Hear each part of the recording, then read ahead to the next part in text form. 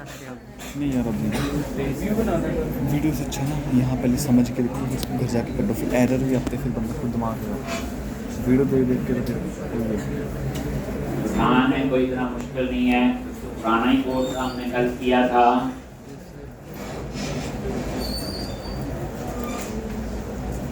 तो ये सारा क्लोज करो एक बार और आप ये देखोगे, हम लोग कल काम कर रहे थे कंट्रोलर, एम्प्लॉय कंट्रोलर, और इस पे हम बनाया था अपसर्ट। अपसर्ट नाम क्यों रखा इसका बोलो? क्योंकि अपडेट और इंसर्ट के लिए। तो अभी फिलहाल देखा जाए, एक कोड जो है वो ग्रेड का है और एक जो है एक, ये वही है।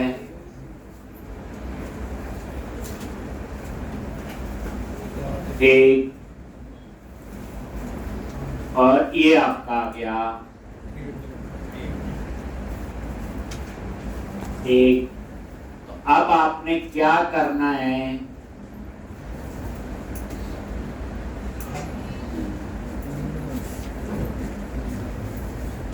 तो ग्रेड और एडिट।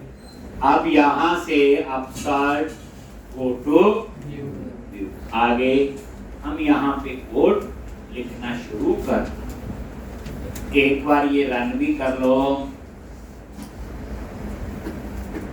पहले क्या था, ग्रेड का अलग बना था, एडिट का। अब ये दोनों का ही सेम होगा।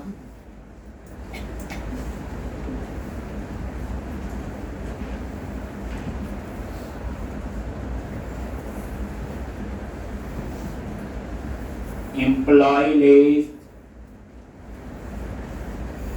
न्यू एम्प्लॉय आ गया यहाँ पे।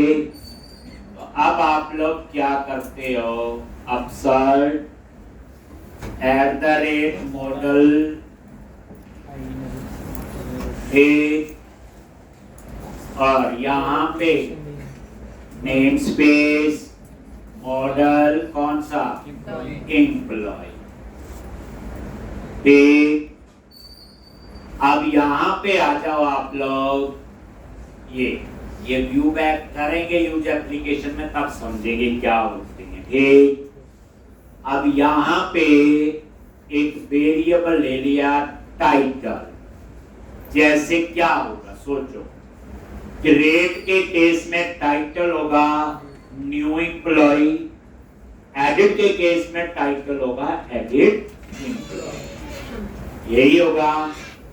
कैसे लिखोगे, अगर मॉडल में आईडी है तो लिखा है एडिट एम्प्लॉय, अगर आईडी नहीं है तो लिखा है न्यू एम्प्लॉय। ठीक, तो यहाँ पे मॉडल डॉट आईडी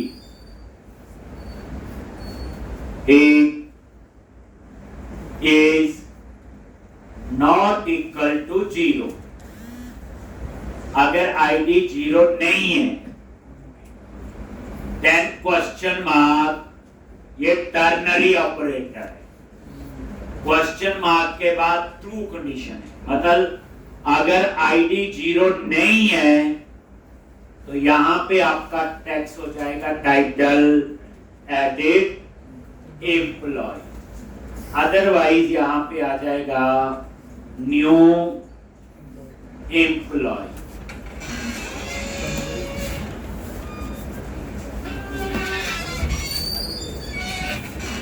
क्या आ जाएगा, न्यू एम्प्लॉय।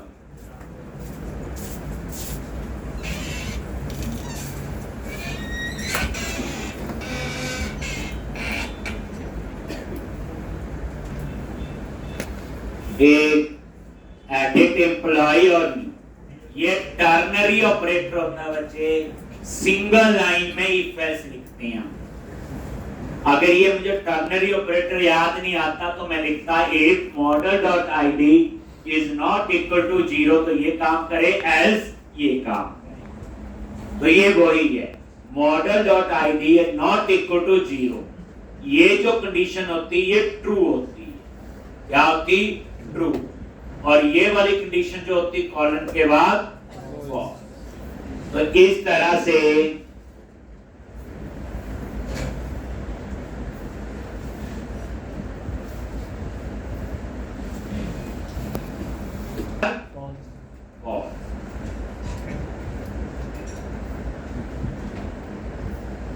तो यहां पे ये तो ट्रू में लिख दिया एडिट एम्प्लॉई और न्यू एम्प्लॉई ये आए, ये टाइटल।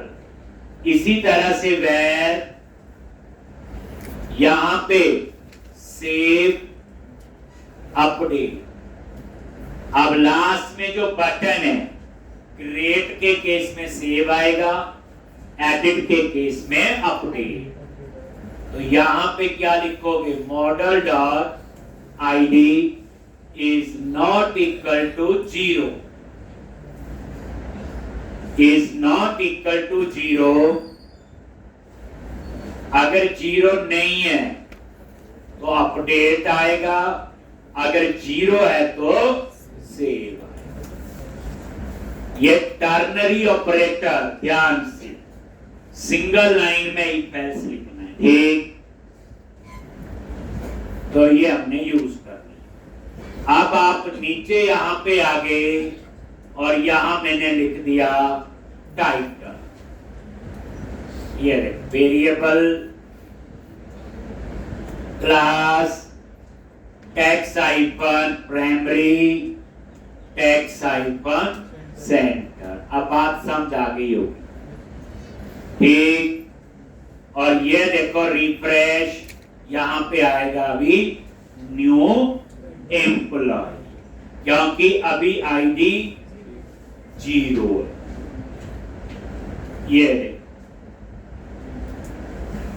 ये टाइटल आ गया।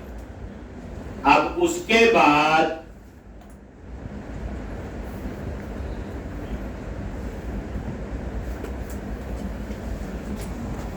एक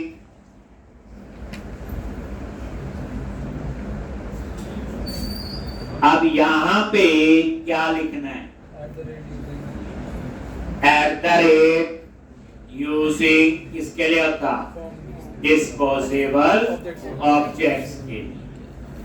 आगे यहाँ पे और इसके बीच में HTML डॉट।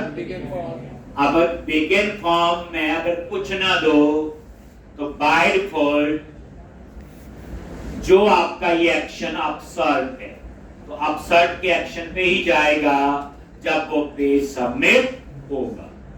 अगर आप चाहते हो इसका नाम कुछ और हो तो हम बिगिन फॉर्म के अंदर लिख देते हैं, जैसे डिलीट वाले केस में हमने लिखा है। हो गया। अब यहां पे क्या लिखना, HTML डॉट एक anti forgery token @HTML dot validation summary true कर दी। और यहाँ पे बूटस्ट्रैप अप्लाई करना है। चीजें वही हैं, जो चेंज होगा उस पे टाइम लगाएंगे। टैक्स हाइफन डेंजर, ठीक, ये आपने लिख दिया। अब यहाँ पे अब यही अपसर्ट क्रिएट के लिए, एडिट के लिए, तो एडिट जब करेंगे तो इसमें आईडी चाहिए होता है अपडेट के केस में। तो मैंने यहां लिखा कि model dot ID is not equal to 0। अगर ये 0 नहीं है तो @HTML डॉट हिडन 4 किसके लिए, मॉडल डॉट आईडी, ठीक। तो इस तरह से ये आपका बन गया। तो ये वाला कोड उसी केस में चलेगा जब आप एडिट करोगे, जब आईडी 0 नहीं हो। छोटी छोटी चीज का बस। अब उसके बाद 0 नहीं है मतलब एडिट है। एडिट के केस में जब हम अपडेट करते हैं तो हमें आईडी चाहिए होता है और आईडी को मॉडिफाई नहीं करते, इसलिए हम कहां लिखते हैं ठीक।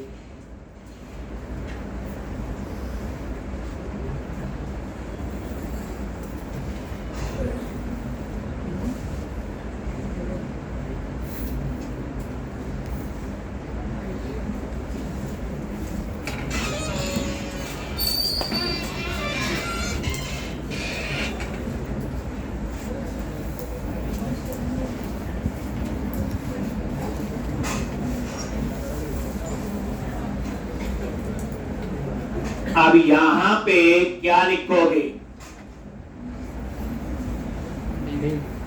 डेप क्लास रो, डेप, और यहां पे डेप क्लास क्या बनाओगे? फॉर्म हाइफन ग्रुप, और यहां पे label HTML dot label for किसके लिए? Name, that is employ name. इसी तरह से टेक्स्ट बॉक्स 4 किसके लिए? m dot name, new @ class क्या लिखेंगे? Form hyphen control.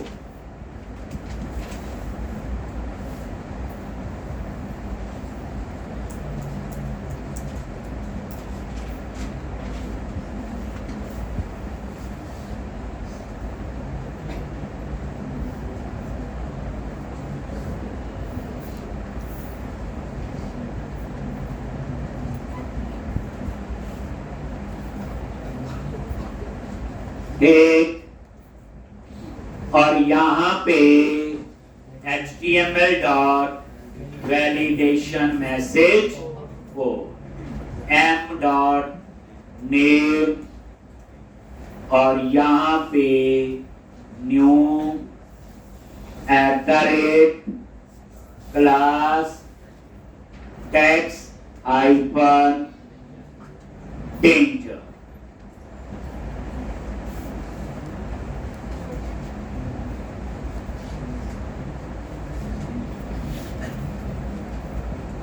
तो ये नेम और ये इसके लिए देखो, इसका फॉर्म कंट्रोल कैसा है? ये देखो पुरानों में ये वेरी करता है लेआउट, थीम कौन सा है। ये टेक्स्ट बॉक्स ही है, इसमें ऐसे बने। अगर आपको दूसरा चाहिए तो यटी वाला यूज करो, और चाहिए कोई और यूज करो। ठीक, अब क्लास तो फॉर्म कंट्रोल ही है, उसमें भी यही करते थे। तो यही फर्क है जो थीम से थीम चेंजेस होंगे। तो ये देखो नेम, उसके बाद जैसे हमें लग रहा है अंडरलाइन है, लेकिन ये प्रॉपर यहां लिख सकते हैं। अब नेम के बाद यही सेम, वही सेम आपका ये लिखा हुआ कोड। नेम के बाद क्या आएगा? एड्रेस, एड्रेस के बाद बोलो सैलरी,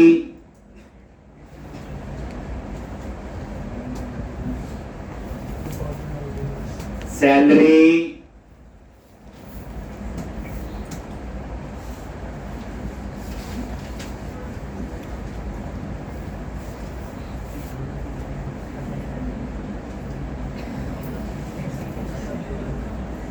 एक ये देखो नेम, एड्रेस और सैलरी। ये सैलरी 0 कैसे आया?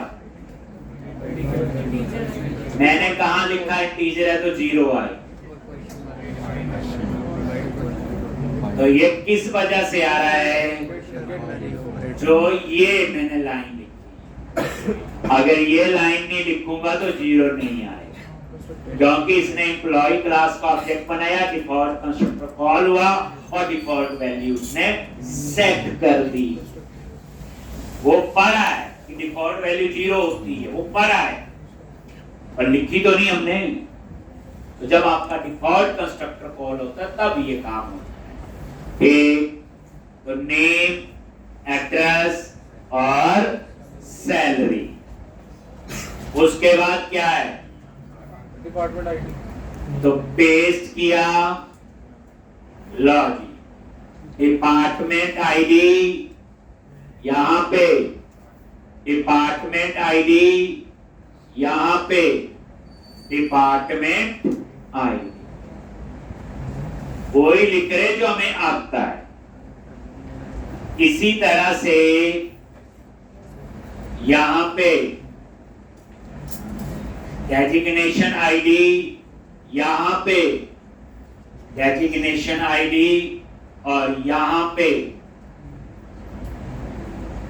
ये, और ये देखो रिफ्रेश।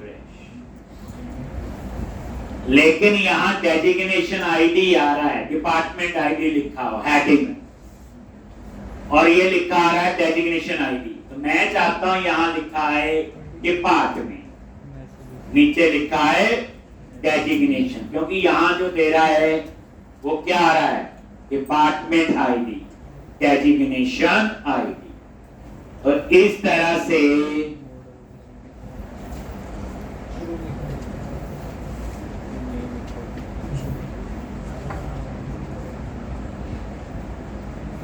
तो हम लोग क्या करेंगे? डिस्प्ले नेम चेंज करेंगे कि डेजिग्नेशन आईडी ना आए, वहां लिखा है डेजिग्नेशन, डिपार्टमेंट आईडी ना आए, वहां लिखा है डिपार्टमेंट।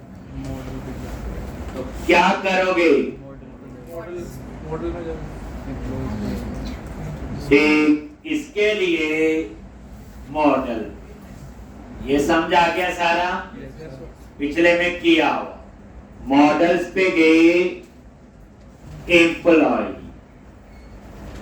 और ये डिपार्टमेंट आईडी, इसके ऊपर क्या लिखना है? Display name is equal to department,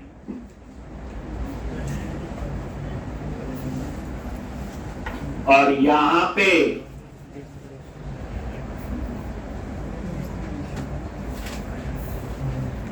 designation.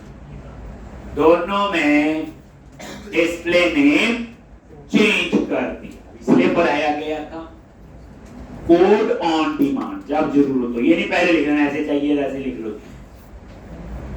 अब आप उसे रन करोगे तो नेम के लिए क्या आया? Text box. एड्रेस के लिए क्या आया? Text box. सैलरी के लिए क्या है? Text box. और डिपार्टमेंट के लिए ड्रॉप डाउन लिस्ट। डेजिग्नेशन के लिए क्या है? Drop down list.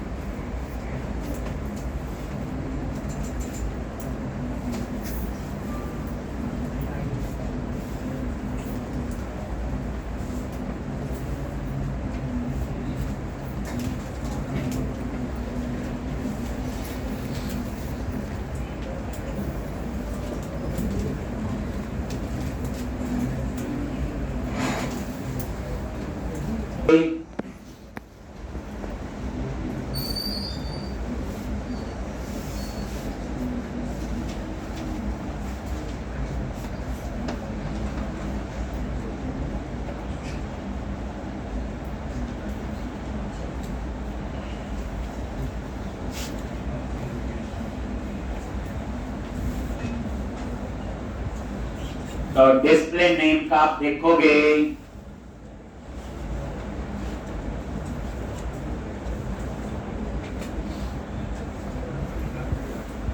New employ हो गया चेंज। अब हम चाहते हैं नेम एंटर करेंगे,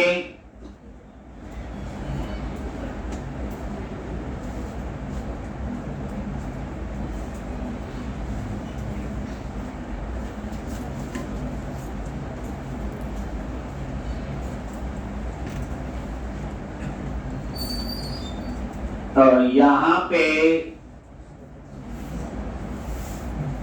ये देखो नेम, एड्रेस और यहाँ पे सैलरी, लेकिन यहाँ पे डिपार्टमेंट। तो मैं इसके लिए चाहता हूं एक ड्रॉप डाउन लिस्ट लगे, उसमें सारे डिपार्टमेंट आने चाहिए, और वो डिपार्टमेंट कहां से आए, डिपार्टमेंट वाले मॉडल। और ऐसे ही ये डेजिग्नेशन है, उसके लिए भी ड्रॉप डाउन लिस्ट लगे, और उसमें सारी डेजिग्नेशन कहां से आनी चाहिए, designation model, drop down list. और नीचे आपका बटन आ जाए या सेव या अपडेट।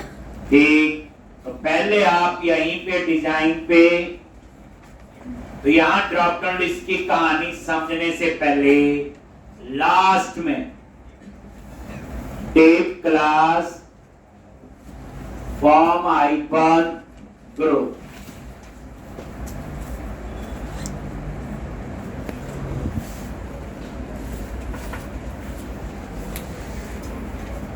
ठीक, और यहां पे बटन टाइप सबमिट,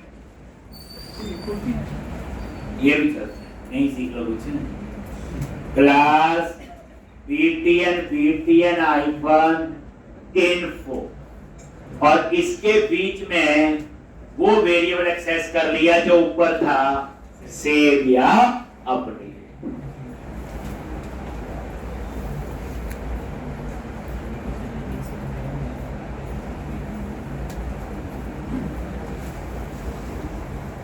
और ये आ गया, ये सेव का बटन। अगर एडिट होगा तो ये अपडेट आए, तो देख लो इनपुट टाइप सबमिट एक ही बात, ठीक, बटन टाइप सबमिट एक ही बात है, इसलिए आप ऐसे क्लस्टर कंसीडर नहीं।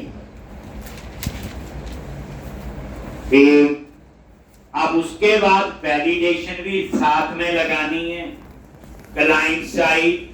तो यहां पे क्या लिखोगे, बोलो, सेक्शन स्क्रिप्ट,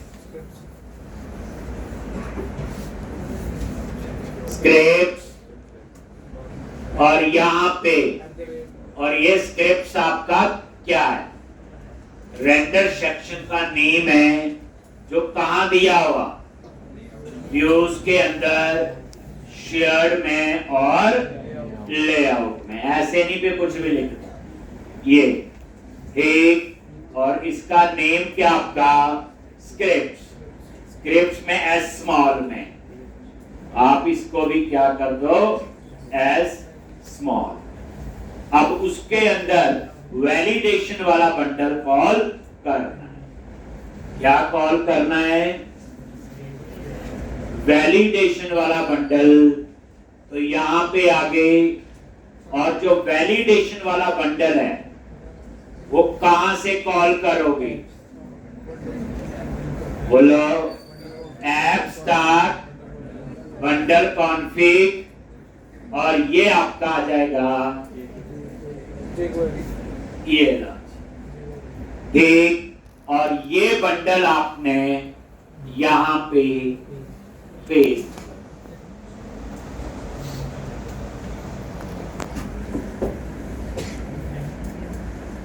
एक, तो इस तरह से ये आपने स्क्रिप्ट डॉट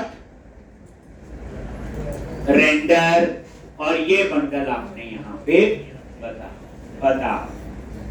अब इसमें सारी कहानी पुरानी, थोड़ा टर्नरी ऑपरेटर की कहानी ऐड हुई, बाकी होगी, बट अब इसमें नया कंसेप्ट ऐड होगा, ड्रॉप डाउन।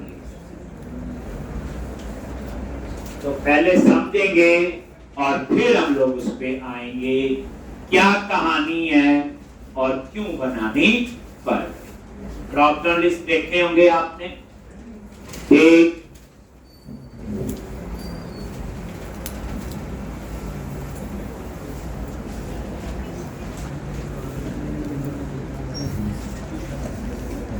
रिक्वायरमेंट है,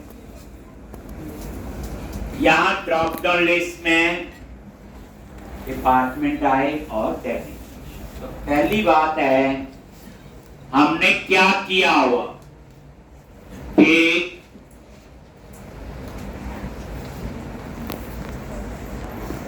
हमने पढ़ा है एक व्यू के अंदर एक ही मॉडल ऐड हो सकता है, एक से ज्यादा मॉडल्स ऐड नहीं हो सकते। लेकिन डिपार्टमेंट भी एक मॉडल है, डेजिग्नेशन भी एक मॉडल है, ठीक। तो अब इनको यहां तक कैसे पहुंचाएं? तभी डिपार्टमेंट और डेजिग्नेशन आएंगे हमारे पास। तो याद रखना, व्यू में एक ही मॉडल आ सकता है, एक से ज्यादा मॉडल नहीं आ सकते। मैंने पहले भी कई बार ये पॉइंट बोला है। लेकिन अब मुझे डिपार्टमेंट का भी चाहिए डेजिग्नेशन, मल्टीपल मॉडल। तो उसके लिए अब हमें सीखना पड़ेगा कैसे हम वेरिएबल में लें। मॉडल से तो पॉसिबल नहीं है, व्यू में तो एक ही मॉडल ऐड हो सकता है, @ मॉडल जो ऊपर लिखा हो, दो नहीं हो सकते। मतलब कहने का वजह ये है, आप दो बार ऐसे @ मॉडल और आगे नहीं दे सकते डिपार्टमेंट या डेजिग्नेशन। वो दे सकते होते तो कुछ प्रॉब्लम नहीं है, तो इसलिए एक ही मॉडल ऐड हो सकता है। बट बाकी मॉडल का डेटा उठाना है तो यहां मैं वेरिएबल लूंगा, बट ऐसा वेरिएबल चाहिए, ऐसा वेरिएबल चाहिए जिसका स्कोप एक्शन टू व्यू हो, दैट इज एक्शन, और व्यू अपसर्ट। यानी आपको तो ऐसा वेरिएबल चाहिए जिसका स्कोप कितना हो, एक्शन में डिक्लेयर करूं और व्यू में एक्सेस करूं, तब मेरा काम होगा। तो पहली बात, नॉर्मल वेरिएबल से पॉसिबल नहीं। जो नॉर्मल वेरिएबल जैसे ऊपर लिया एम्प्लॉय लिस्ट या ऐसे, वह क्यों वेरिएबल से पॉसिबल नहीं है? क्योंकि ये सारे वेब पेज जो होते हैं आपके, वेब पेज चाहे जावा में बने, चाहे पाइथन, चाहे पीएचपी, चाहे .NET, ये सारे वेब पेज स्टेटलेस होते हैं। क्या होते हैं ये? स्टेटलेस। और इसका मीनिंग क्या है? स्टेटलेस का मीनिंग क्या आपका, कि जब भी रिक्वेस्ट सर्वर पे जाती है, पेज नया बन के आता है, उस पेज पे जो भी वेरिएबल डिक्लेयर किए होंगे सबका डेटा लॉस्ट हो जाता है। खुद देखो, वेब एप्लीकेशन सर्वर पे रन होती है, ठीक। सर्वर से जब डेटा क्लाइंट की मशीन पे आएगा तो नया पेज बन के आता है, नई HTML बन के आएगी, तो उस पेज पे जो वेरिएबल डिक्लेयर किए होंगे तो उनका डाटा क्या हो जाता है? लॉस्ट। इसलिए इनको हम क्या कहते हैं? Stateless page. जितने भी वेब पेज होंगे, चाहे एंगुलर में, रिएक्ट, जिसमें भी है, सारे वेब पेज क्या होते हैं? स्टेटलेस। स्टेटलेस का मीनिंग क्या होता? रिक्वेस्ट सर्वर पे गई, पेज नया बन के आया, और जो पेज नया बन के आएगा, ठीक, तो उस केस में ठीक सारे वेरिएबल का डाटा लॉस हो जाए। पब्लिक वेरिएबल है, चाहे प्राइवेट है, चाहे जो मर्जी, ठीक। तो उस केस में हमें तो एक ऐसा वेरिएबल चाहिए जिसकी इंफॉर्मेशन में एक्शन में स्टोर करूं और व्यू में एक्सेस करूं, एक्शन में स्टोर करूं और व्यू में एक्सेस करें। तो उसके लिए हम पढ़ेंगे व्यू डेटा, व्यू बैक। ये जो आपने व्यू बैक देखते थे ना उधर, ठीक। अगर हम व्यू डेटा में डाटा स्टोर करेंगे एक्शन में, मैं उस इंफॉर्मेशन को व्यू में एक्सेस कर सकता हूं। In view data we can store any type of information. It may be string, integer, array, collection, object, any type of data. तो हमें एक ऐसा वेरिएबल चाहिए जो कहां पे, बोलो, डेटा में स्टोर एक्शन में स्टोर करो और व्यू में एक्सेस करो, दैट इज व्यू डेटा। एक व्यू बैग है वो लेटेस्ट है, बाद में आया था, तो पहले मैं व्यू बैग पढ़ाऊंगा, फिर मैं व्यू बैग में डिफरेंस, बस व्यू डेटा और व्यू बैग में डिफरेंस। जैसे इसमें बोला डिपार्टमेंट लिस्ट, क्या आएंगे यहाँ पे डिपार्टमेंट लिस्ट।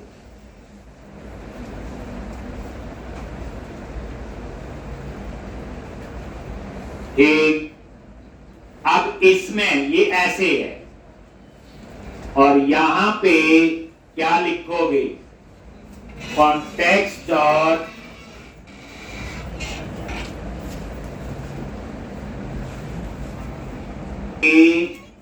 ये देखो डिपार्टमेंट डॉट टू लिस्ट। तो ये क्या करेगा, व्यू डेटा के अंदर सारे डिपार्टमेंट स्टोर कर ले।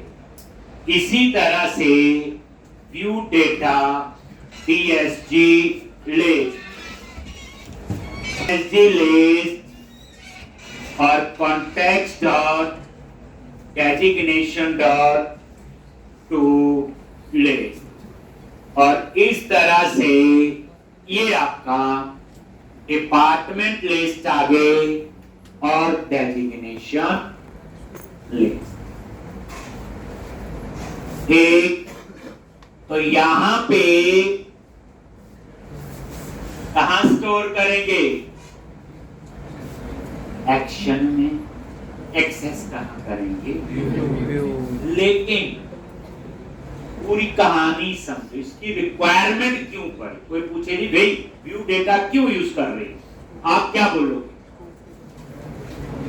मुझे डाटा एक्शन से एक्सेस करना था और व्यू में, यानी एक्शन से पास करके व्यू में एक्सेस करना था, क्योंकि हमें पता था एक मॉडल पे एक व्यू में एक ही मॉडल ऐड हो सकता है, एक से ज्यादा मॉडल ऐड नहीं हो सकते। बट मेरी रिक्वायरमेंट है, मुझे डिपार्टमेंट मॉडल भी चाहिए और डेजिग्नेशन मॉडल, तो मैंने उस डेटा को वेरिएबल में स्टोर करना था एक्शन में और व्यू में एक्सेस करना था। पर वहां एक और प्रॉब्लम आ गई कि सारे वेब पेज क्या होते हैं आपके, स्टेटलेस। इसका मीनिंग क्या होता, जाएगा वेरिएबल का डाटा। इसका मीनिंग ये होता कि जब भी रिक्वेस्ट सर्वर पे जाती है, पेज नया बन के आता है, उस पेज पे जितने नॉर्मल वेरिएबल डिक्लेयर किए सबका डेटा लॉस हो जाता है। लेकिन व्यू डेटा अगर मैं यूज करता हूं उसका डेटा लॉस नहीं होता, और उसका स्कोप कहां होता है, एक्शन टू व्यू। सिर्फ इतना नहीं पढ़ना कि व्यू डेटा यूज कर रहे, क्यों कर रहे जी, हमें तो डिपार्टमेंट ऑफ डेजिग्नेशन एक्शन से व्यू में एक्सेस करने बच्चों को, वो मुझे नॉर्मल वेरिएबल क्यों नहीं यूज किया, लॉस्ट हो जाता जी डाटा। बताओगे आप, स्टेटलेस पेज होता है, फिर कोई पूछे नहीं सीधा मॉडल ऐड कर लो व्यू में, आप बोलोगे हम ऑलरेडी एक मॉडल ऐड कर चुके हैं, मल्टीपल ऐड ही नहीं कर सकते। बात समझ आए ना, पूरा लॉजिक पूरा समझना, ये एक लाइन नहीं समझे तो आसान है। सही बात है। हमने व्यू डाटा लिया क्यों, इसको एक्सप्लेन करने पे 2 मिनट लगाओगे तब आपको पूरा समझ आए। ठीक, अब मैंने व्यू डेटा ले लिया, अब आ जाओ आप अपसर्ट। इसका डेटा यहां पे एक्सेस होगा, ये लो कहां पे है, ये डिपार्टमेंट है। ये टेक्स्ट बॉक्स 4 को क्या बना दो, कमेंट। इसकी जगह आपका आएगा ठीक, और यहां पे क्या लिखोगे, ड्रॉप डाउन। तो इसके लिए भी HTML हेल्पर क्या लिखोगे, ड्रॉप डाउन लिस्ट 4।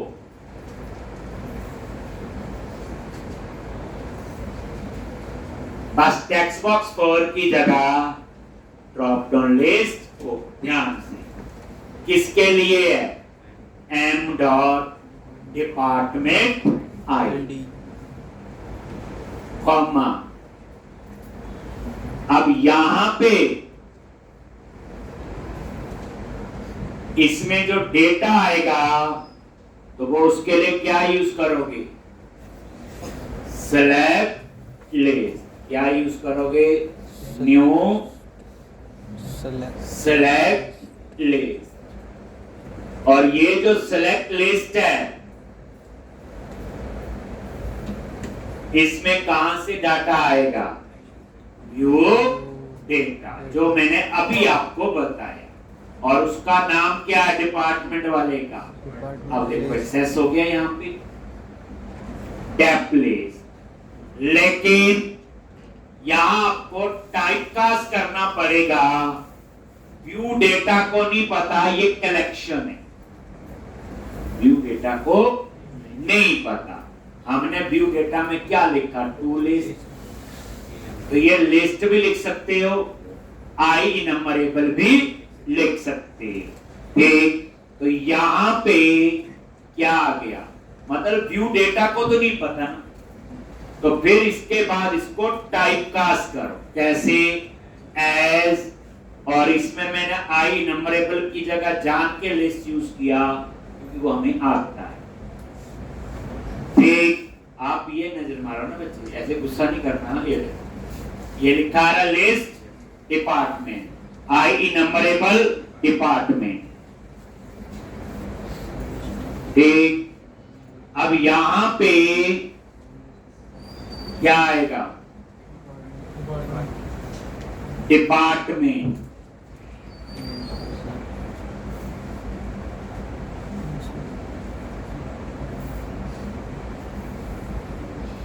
ठीक, और यहां पे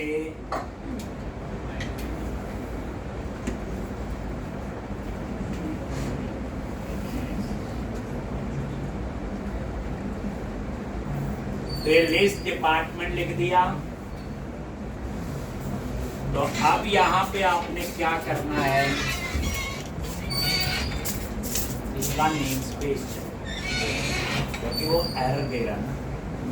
तो HTML में भी आप ऊपर नेम स्पेस ऐड कर सकते हो, कर लो।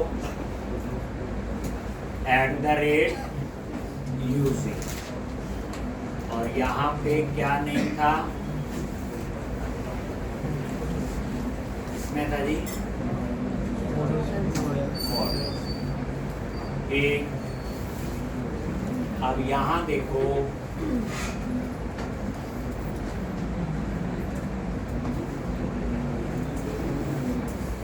वो एरर, और उसका नेम स्पेस ऊपर ऐड कर लो।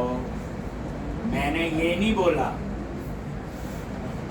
कि यूजिंग नहीं लिख सकते, और मैंने ये बोला कि मॉडल एक ऐड हो सकता है, जिससे @model,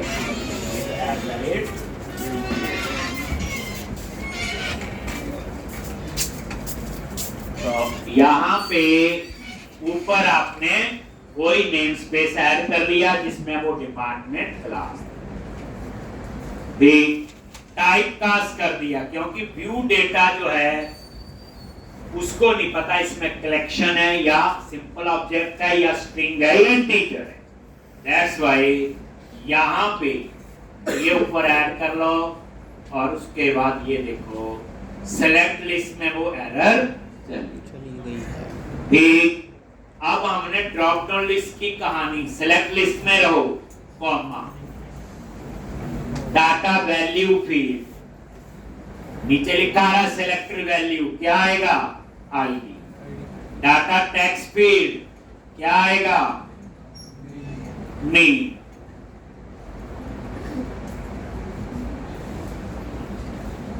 data value field ID, और डाटा टेक्स्ट फील्ड, याद है ड्रॉप लिस्ट जब लगाते थे, data text field, data value field. तो आईडी हो गया डाटा वैल्यू फील्ड जो हमें नजर नहीं आएगा, और टेक्स्ट हो गया डाटा टेक्स्ट फील्ड हो गया नेम जो हमें नजर आएगा। और ये सेलेक्ट लिस्ट का क्लोज होगी ब्रैकेट। कॉमा देके यहां पे लिखो डिफॉल्ट ऑप्शन जो बाय डिफॉल्ट आए, सेलेक्ट डिपार्टमेंट, जैसे लिखते हैं ना सेलेक्ट कंट्री, ये बाय डिफॉल्ट सबसे पहले लिखा आएगा सेलेक्ट डिपार्टमेंट। ज्यादा रिस्पेक्ट देनी हो तो आप लिख देना प्लीज सेलेक्ट डिपार्टमेंट, वो आपकी मर्जी, कॉमा लास्ट में वही बूटस्ट्रैप। तो ये एक लाइन याद रखनी कि ड्रॉप डाउन लिस्ट यूज किया, मेन कंसेप्ट ये है। डाटा कैसे आया, व्यू डेटा यूज किया, व्यू डेटा क्यों यूज किया, सारी कहानी बताओ। ये नहीं कि मैंने लिखी और आपने भी लिख के चले गए। और एट द रेट क्लास क्या लिखते हैं, वही स्टैंडर्ड, तभी तो ये मैच करेगा डिजाइन, क्योंकि यही form icon control text box, यही ड्रॉप डाउन। आप तो कुछ भी नहीं पढ़ते बच्चे, 2 लाइनें पढ़ते नहीं रोज, देख लो आपके सामने।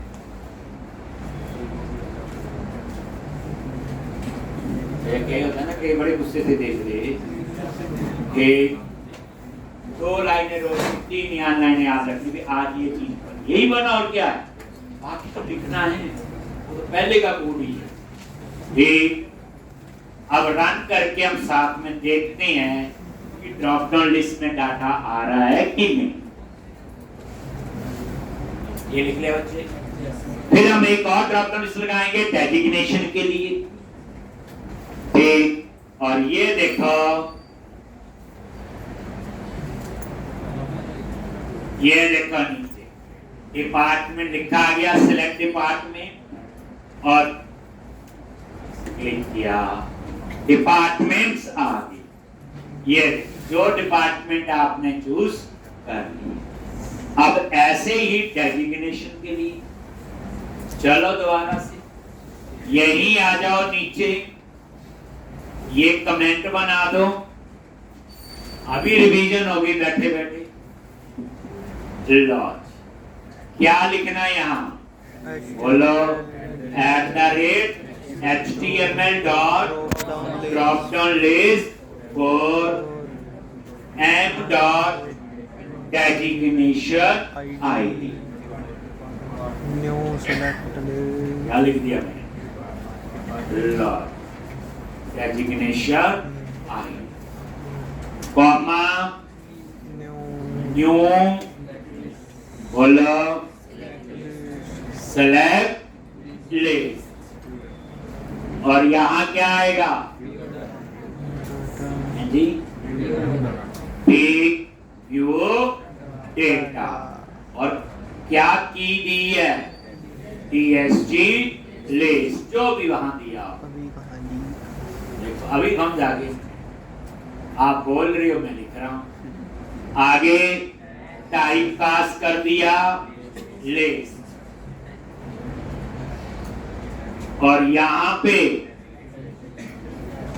डेजिग्नेशन,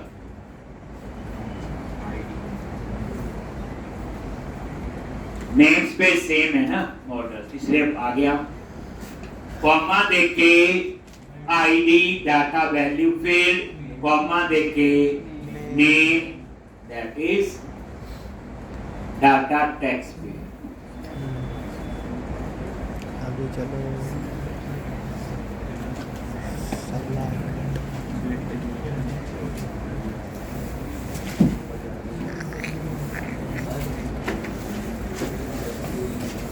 अब आगे के लिए आपको परसों आना पड़ेगा।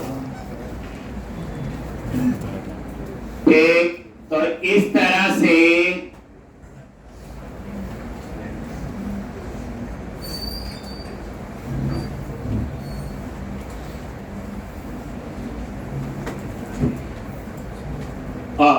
सेलेक्ट लिस्ट के बाहर वही डिफॉल्ट ऑप्शन, क्या लिखोगे, सिलेक्ट कॉमा न्यू, और यहाँ पे कर्ली ब्रैकेट @ क्लास, क्या लिखोगे, फॉर्म हाइफन कंट्रोल। कितनी जल्दी सीख लेते हैं आप लोग। तालियां हमारे लिए। अभी तो मैं ही पढ़ा रहा हूँ, उसी को लिख रहे हैं, उसी को गलत लिख ले तो आपकी गलती है। अभी तक तो आपने एक लाइन नहीं मर्जी से लिखी, वो तो मैंने कुछ काम दिया ही नहीं। अब आप लोग ये देखो, ड्रॉप डाउन लिस्ट भी आ गई, मल्टीपल टेबल की कहानी। अब खुद देखो, जिस बच्चे को ये नहीं पता मास्टर टेबल और ट्रांजैक्शन टेबल, प्राइमरी की और फॉरेन की, यहाँ को क्या करें, ये हम लोग चूज करके नहीं सीख सकते। प्रोजेक्ट के लिए सब कुछ यूज होता है, चाहे HTML देख लो, चाहे बूटस्ट्रैप देख लो, आने वाले टाइम में एक और खतरनाक चीज आने वाली है, जावा स्क्रिप्ट। एक तो दिन तो पता नहीं चलना क्या हो गया हमारे साथ, फिर उसके बाद अच्छा ये भी पढ़ने वाली चीज है। ठीक, अब ये देखो, इसको रिफ्रेश करो और ये ठीक, और ये डेजिग्नेशन। बस अब हमारा अगला कोड है सेव। जैसे क्लिक किया वो देखो वैलिडेशन भी काम कर रही क्लाइंट साइड। अब हम कोड लिखेंगे कौन सा, सेव। बस फायदा क्या हुआ, ये ऐसा व्यू बनाया मैंने जो रेट में भी चलेगा, एडिट में भी। अब दोबारा बनाने की जरूरत, इससे प्रीवियस में 2 अलग-अलग बनाए। ठीक, तो अब आप कंट्रोलर में आओ और यहां पे ये समझा गया अब आपको, व्यू डेटा। अब उसके बाद व्यू बैक बताऊंगा, व्यू बैक लेटेस्ट है, इसकी कोई ड्रॉबैक है तभी उसको करवाऊंगा ना। ठीक, अब आप लोग क्या लिखोगे, HTTP पोस्ट और यहाँ पे एंटी फ्रोजरी टोकन और एक्शन रिजल्ट क्या चाहिए, अपसर्ट।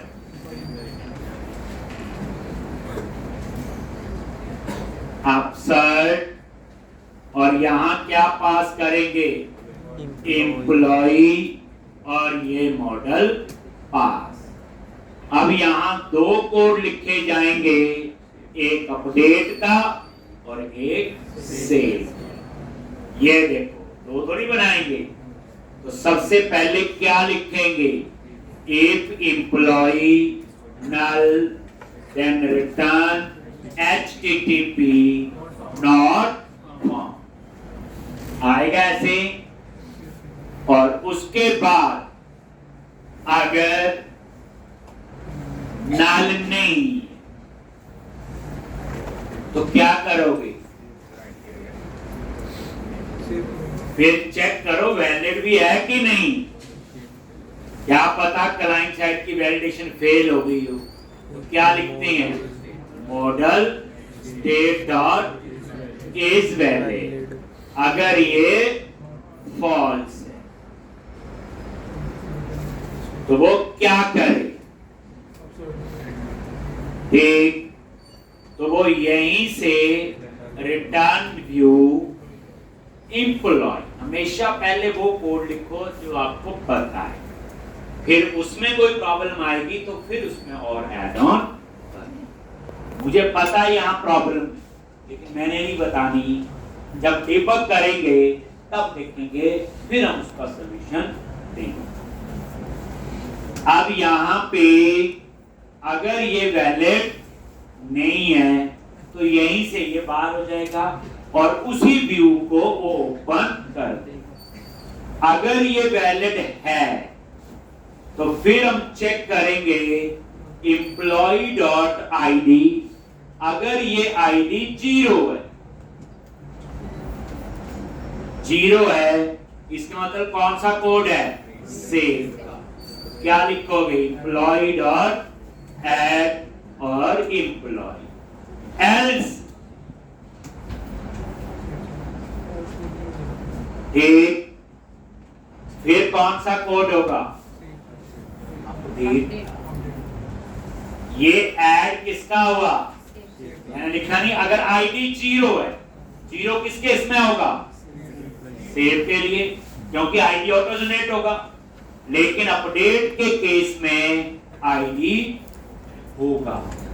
तो फिर एल्स में जाएगा, फिर हम क्या करते हैं, पहले फाइंड करेंगे एम्प्लॉय इन डीबी, क्या लिखेंगे, context dot employees dot find, और क्या पास करेंगे, एम्प्लॉय डॉट आईडी, अगर है तो। अभी हम मैसेज समझे जैसे हमें आता है।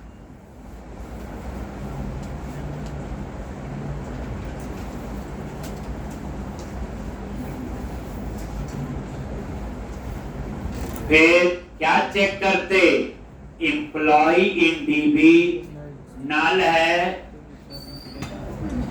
देन रिटर्न क्या आएगा, HTTP not on.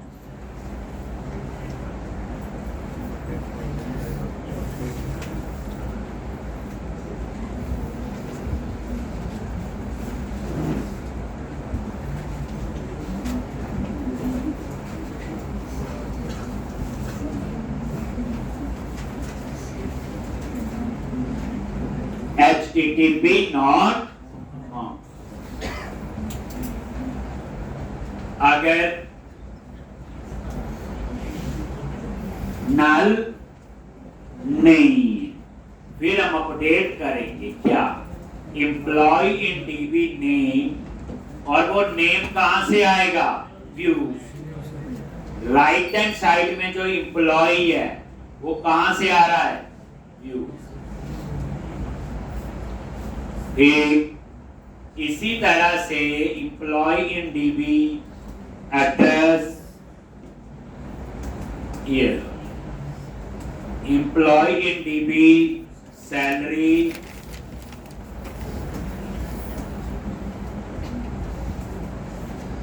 Employee in dB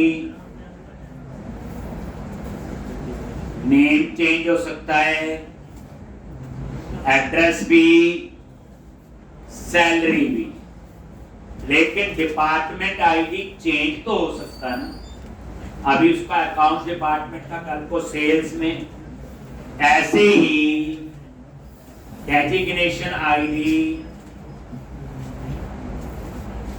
ये लो, आज वो टीम लीड है, कल को प्रोजेक्ट मैनेजर बन सकता है, इसलिए डेजिग्नेशन भी चेंज हो सकती है।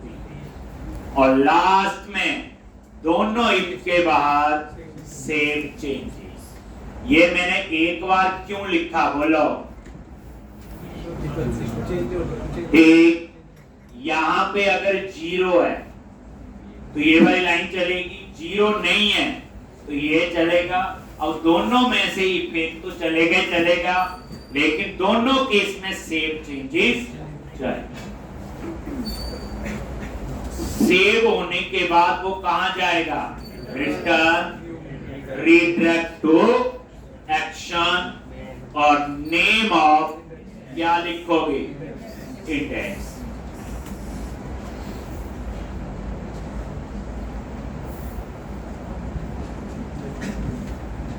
ठीक, तो इस तरह से एक सिंपल फ्लो लिखा है, बट अभी इसमें काफी चेंजेस हुए। ठीक, एक बार हम सेव कर चला के देख लेते हैं। यहां पे मैंने क्या किया, ब्रेक पॉइंट लगाया, बताइए, पहली बार रन किया, प्रैक्टिस चाहिए, अब पता चल रहा होगा।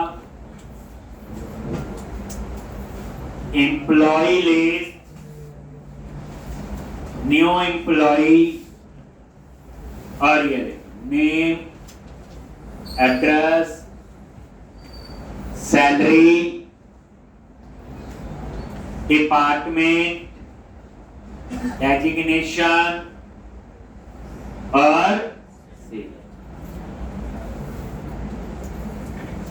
और ये देखो आईडी क्या, अभी 0, क्योंकि ये तो क्रिएट का ही कोड है, तो F10 नल तो नहीं है, यस वैलिड है, आईडी 0 है, कहां गया, ऐड, उसके बाद सीधा सेव चेंजेस, और उसके बाद सीधा इंडेक्स, और उसके बाद बटन कितने कलरफुल आगे पढ़ने के लिए कल आना पड़ेगा आपको। बड़ा इंटरेस्टिंग क्वेश्चन है बच्चे ये। धीरे धीरे आप देख रहे होंगे कि जो और जगह हम देखते हैं चीजें वो हम लोग खुद बना रहे हैं।